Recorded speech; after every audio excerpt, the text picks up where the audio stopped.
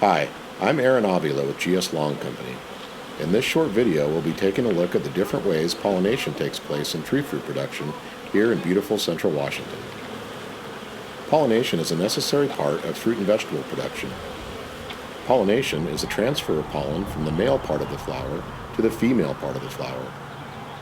Most tree fruit need what's known as cross-pollination to obtain a quality fruit set. Cross-pollination is the process of delivering pollen from one flower variety to a different flower variety of the same species. An example of this in apples would be pollen from a Fuji apple flower being transferred to a Gala apple flower, or vice versa. Growers sometimes rely on neighboring varieties for this purpose, but most typically interplant pollinator trees within their orchards to ensure the availability of an alternate pollen source for their primary crop. So how do you get pollen from one tree to another? Although hard to measure, wild pollinators play a large role in this process. These include a myriad of contributors such as wild or pollen bees, bumblebees, wasps, moths, butterflies, and just about anything else that has the ability to physically move from one tree to tree and flower to flower. This group as a whole, although important, can produce unreliable or inconsistent results, and therefore many growers choose to increase their odds by employing honeybees. Without a doubt, honeybees are the workhorses of the pollination process in commercial tree fruit operations. Growers can rent honeybees by the colony from beekeepers that crisscross the nation throughout pollination season, delivering beehive boxes. The number of honeybees used per acre of tree fruit varies based on factors such as the type of crop and tree density, but generally speaking, in good conditions, one colony of bees is normally adequate for an acre of tree fruit. When it comes to pollination, it's the female honeybees doing all the work. They spend their time collecting pollen to feed the bee larvae back at the hive, and also collect nectar for making honey, all the while transferring pollen from one flower to another. Bees aren't very active in cool, windy, or wet conditions, so growers hope for warm sunny days with no more than a light breeze during bloom time to optimize bee productivity.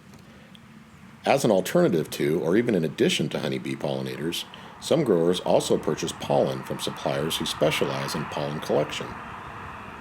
In this scenario, crews harvest pollen from orchard flowers and label it by variety for retail packaging. Pollen can then be placed at hive openings where honeybees come in contact with it when coming and going, and spread it around the orchard while out foraging, inadvertently pollinating flowers all along the way.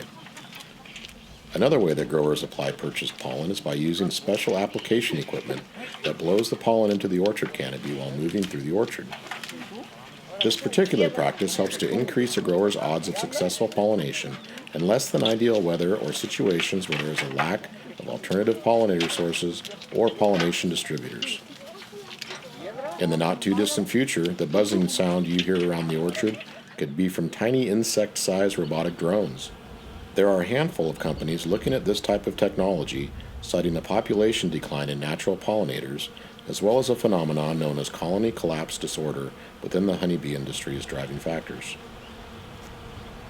According to the EPA, colony collapse disorder is defined as the majority of the worker bees disappearing, leaving behind a queen, plenty of food, and a few nurse bees to take care of the remaining immature bees and the queen. Although yet unproven, USDA says that contributing factors can be divided into 4 general areas: parasites and pests, pathogens, poor nutrition, and sublethal exposure to pesticides. These factors tend to overlap and interact with each other, which can negatively affect overall colony health, leaving it more susceptible to additional stresses. Fortunately, according to the EPA, reports of colony collapse disorder have been on the decline in recent years, a trend that bodes well for us all. As you can see, there are many things that play a role in successful crop pollination, such as timing, weather conditions, methods, and resources. And as is often the case in agricultural systems, regardless of how much time, money, and effort a grower spends in planning and preparation, ultimate success relies heavily on help from Mother Nature. We hope you've enjoyed this brief introduction into tree fruit pollination. Thank you.